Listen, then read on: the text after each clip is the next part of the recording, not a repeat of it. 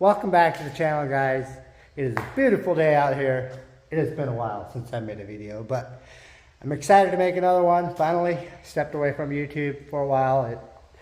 Life was kind of crazy. Job slowed down, so I picked up some side work. Didn't really have time for it. Anyways, I do have an engine in here again. I did originally when I took the first 6-liter out that had a rod knock that kind of blew up. I did have a aluminum block 5.3 on the engine stand. It's right over here. Actually, I was putting it together and I broke an ARP head bolt because I kind of installed it wrong. Like, I didn't clean it up as well as I should have. Didn't clean the grease off as well as I should have, and yeah, just a bunch of different stuff. I broke one. I could not get it out. Tried everything, ruined the threads. I could probably use helicoil to fix it or re-drill it to 1/2-inch head studs, but didn't need that. I just went to the junkyard, bought another 6-liter. This one is a Gen 4 out of a 2008 Chevy Silverado 2500 HD. So it would be LY6 instead of an LQ4. But yeah, I just went to the junkyard, got a different engine for $450, which my first engine was $199 from LKQ. It just doubled the price, over doubled the price. Anyways, I went with another 6-liter, even though there was more aluminum block 5.3s there. I went with a 6-liter just because my cam is spec'd for a 6-liter. So, anyways, now that kind of updated you guys, we're gonna get to installing a boost controller. So, not over here, right over here. I just mocked it up, drilled some holes where I'm gonna mount it. Gonna mount this thing with some zip ties instead of actually making a bracket, because I don't want to deal with screws this small. So, gonna mount it with zip ties. Anyways, this is a 4-port boost controller. I kind of wanted CO2, but I'm not rich. What can I say? So, anyways, right here, 4-port boost controller. It's got 2 wires to it. One of these wires is 12-volt signal key on power, 12-volt key on power.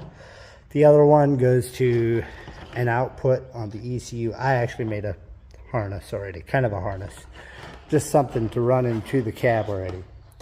But I have a green and a white wire, which white I'm gonna run to the ECU, green I'm gonna do key on 12-volt. And yeah, it doesn't matter which wire, they're both, yeah, doesn't matter which one you hook up to power or which one you hook up to ground, according to the things I've read online. Anyways, so this is 4-port boost controller, and the air goes in here, like the vacuum slash boost goes in here and comes out here. And this is like your intake over here, hooks up to this, and this hooks up to the bottom port of your wastegate. This top one hooks up to the top port of the wastegate, and there's like a valve in here. If ground is triggered, it will basically shut this hole off, and the air will be diverted to the top hole and will go on top of the wastegate, pushing the wastegate shut instead of pushing the wastegate open. Anyways, I'm gonna set this thing in there and hook up the vacuum slash boost lines. And I also do have a dome pressure sensor right here and a pigtail for it. I bought a pigtail for it because I did not want to make my own wire. This is just way easier, way cleaner. So yeah, I gotta install the dome pressure sensor. All right, so here's the dome pressure sensor. Now what I'm going to have to do is take this out of the top port, which this is just a vent now. The exhaust on the Mac valve will be the vent now. So this will screw in the top for dome pressure reference. I'll take this one out, put it in here, or in here if I have to, if these are too close together. But yeah, anyways, I'll screw this in here. This will be my dome pressure reference, and then this would be the bottom port of the wastegate. This would be the top. For those of you who don't know, right around this mark right here, there is a piston inside with a bottom side and a top side. There's a spring on the top side. In mine, it's like a 4.6 psi spring, I believe. And then gets air from the manifold to go to the bottom. Once there's like 4 psi of air in the bottom, it'll push that piston up, compress the spring, and then the exhaust can escape out through the wastegate. So in this case, we are now, let me stop this thing in. The air is coming in from the manifold through here, going in right here, coming out right here. This will go to that. Then the top port will go to that. So basically, when air goes on top of the piston, it'll make more boost. Then I will be able to control it. Last year I did not really mind not having a boost controller because for some reason the boost creeped to 12 psi. I don't know if I did something with the wastegate or what, but I left the spring in it all winter, and now it makes exactly what it should, like 4.6 psi. Anywhere from 4 to 5, just stays right in there. So that's not a lot of boost, and it's a very fun amount though. But I'd like to do boost by gear or boost by mile per hour, so got to hook up a boost controller for that. So yeah, there's like 5 wires I got to hook up to do this, and I got to do some stuff with the ECU, which I'll try to show you guys as much as I can. I'm pretty new to that, so yeah, we'll see. All right, so I got the 4-port Mac valve all plumbed in. Got my dome pressure sensor on top of the wastegate, and everything's routed. I got the wires for the Mac valve going in here, and the wire for the dome pressure sensor going in here, coming out the back. I got to run those in where the antenna wire came out of the firewall. I actually just cut that wire off because my radio doesn't work, so I don't need the antenna. So I'm going to run those in there, and then I got to hook up some wires in here. Right here's my ECU, so I got to pull that out and hook up some wires up in here. Alright, I made some progress. I got both of my wires in here. This is the Mac valve wire. I already ran the green wire over underneath the kickboard. Here is my dome pressure sensor wires. I gotta wire these in too. But first things first, I'm gonna wire up the Mac valve. Alright, so the Mac valve says to have a positive wire to key on 12 volt. So I'm under the kickboard, and since I don't like to look for a key on 12 volt wire, I always just go find the wire that I tapped in before. First time is always a pain, but make sure you mark your wire so you know the next time you gotta go wire something in, that is my wire. So right here, I'm just gonna hook this thing right in here. Just make another connection in there. Why not? After I hook this up, I gotta hook up my Mac valve trigger wire, whatever you want to call it, to an output over there, and then it's just a dome pressure sensor. Alrighty buddies, 12 volt trigger is hooked up. Moving on to the output for the Mac valve.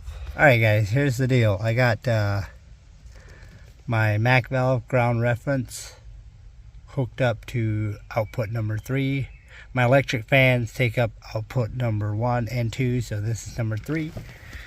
And I already cut down my input signal wire for my dome pressure sensor, and out here is my dome pressure sensor harness. It's 3 wires.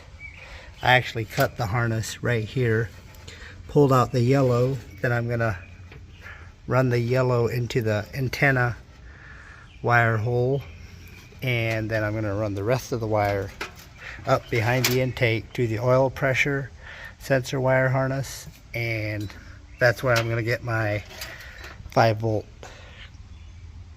reference and my ground. And then this is gonna be the signal wire, goes to the input.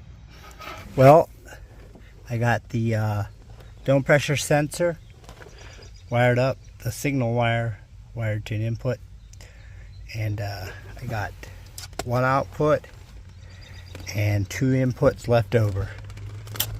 Gotta zip tie these up, and then inside is good to go.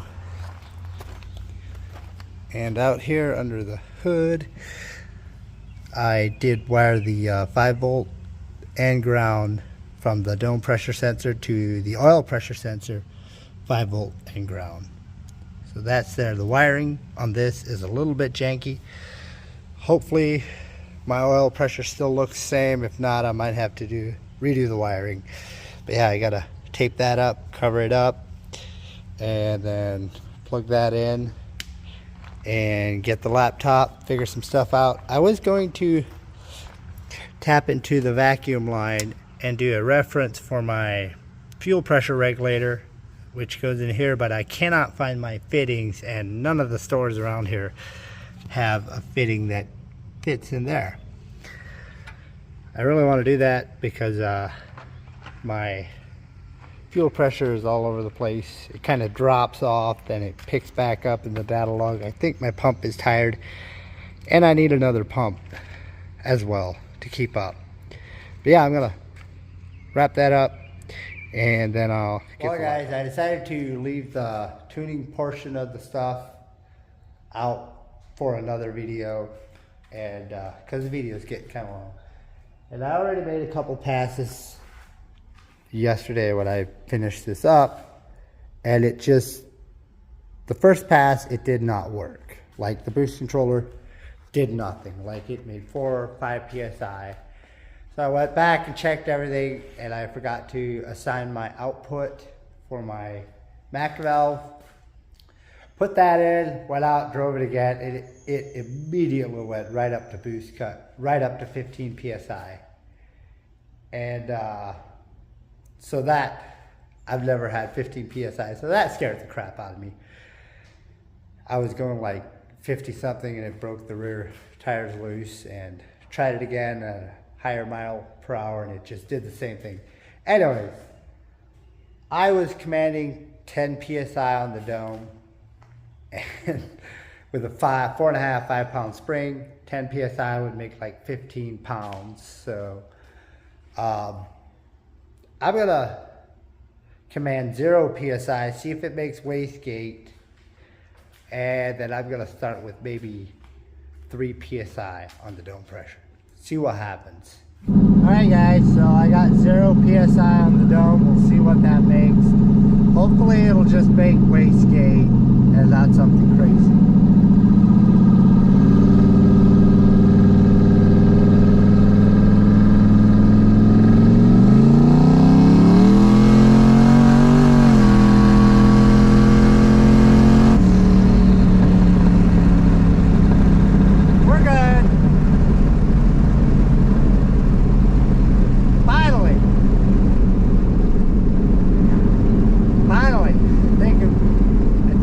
Something to go on. So I'm gonna add like 3 psi to the dome, and instead of making like 4 to 5 psi, it should make like 8 psi.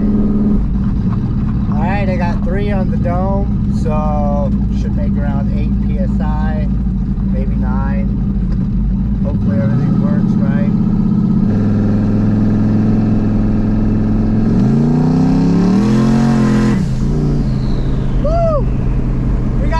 Controller, it works. Yes, finally made like 7 psi. make sure.